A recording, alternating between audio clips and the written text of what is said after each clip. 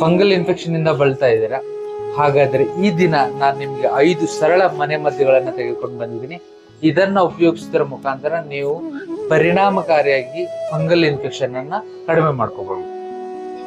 ಮೊದಲನೇದಾಗಿ ಏಲಾದಿ ತೈಲ, ಕರಂಜ ತೈಲ, ನಿಂಬ ತೈಲ, ಈ 3 ತೈಲದಲ್ಲಿ ಯಾವ್ದಾದ್ರೂ ಒಂದು ತೈಲವನ್ನ ಆ ಸೋಂಕಿಗೆ ಹಚ್ಚುವುದು. ಆ ತೈಲದಲ್ಲಿ ಆಂಟಿ ಫಂಗಲ್ ಗುಣಗಳಿರೋದ್ರಿಂದ ಫಂಗಲ್ ಇನ್ಫೆಕ್ಷನ್ ಇಂದಂತಹ ತುರಿಕೆ, ನವೆ, ಉರಿಯೂತ ಎಲ್ಲವನ್ನು ಕೂಡ ಇದು ಕಡಿಮೆ ಮಾಡ್ತದೆ.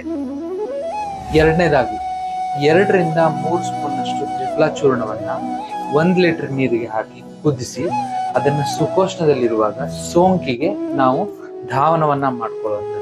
ಇದರಿಂದ ಫಂಗಲ್ ಇನ್ಫೆಕ್ಷನ್ ಆದಂತಹ ಜಾಗದಲ್ಲಿ ತೇವಾಂಶ ಕಡಿಮೆ ಆಗಿ ಫಂಗಲ್ ಗ್ರೋತ್ ಅನ್ನು ಕಡಿಮೆ ಮಾಡ್ತದೆ. ಮೂರನೇದಾಗಿ 10 ಗ್ರಾಂ ಅರಿಶಿನ 100 ml ನಷ್ಟು ಬೇವಿನ ಎಣ್ಣೆಯನ್ನ ಬೆರೆಸಿ ಸ್ನಾನದ 30 ನಿಮಿಷದ ಮುಂಚೆ ಹಚ್ಚಿಕೊಂಡು ಅದರ ನಂತರ ಸ್ನಾನ ಮಾಡುವುದು.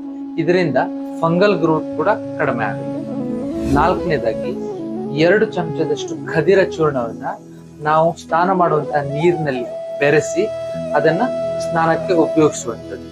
ಕೊನೆಯದಾಗಿ ಬೆಳ್ಳುಳ್ಳಿ ಎಸಳುಗಳನ್ನ ತೆಗೆದುಕೊಂಡು ಅದನ್ನ ಜಜ್ಜಿ ಪೇಸ್ಟ್ ಮಾಡಿ ಅಥವಾ ಬೆಳ್ಳುಳ್ಳಿ ಎಣ್ಣೆಯನ್ನ ಸೋಂಕಿನ ಜಾಗಕ್ಕೆ, ಬೆಳ್ಳುಳ್ಳಿ ಬೆಸ್ಟ್ ಆಂಟಿ ಫಂಗಲ್ ಗುಣಗಳನ್ನು ಹೊಂದಿರುವುದರಿಂದ ಅದು ಫಂಗಲ್ ಮೆಂಬ್ರೇನ್ ಅನ್ನ ಬ್ರೇಕ್ ಮಾಡಿ ಫಂಗಲ್ ಗ್ರೋತ್ ಅನ್ನ ತಡೆಗಟ್ಟುತ್ತದೆ.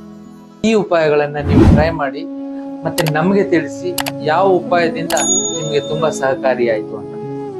ಇಂತಹ ಮತ್ತಷ್ಟು ವಿಡಿಯೋಗಳಿಗಾಗಿ ಫಾಲೋ ಮಾಡೋದನ್ನ, ಸಬ್ಸ್ಕ್ರೈಬ್ ಮಾಡೋದನ್ನ ಮರಿಬೇಡಿ.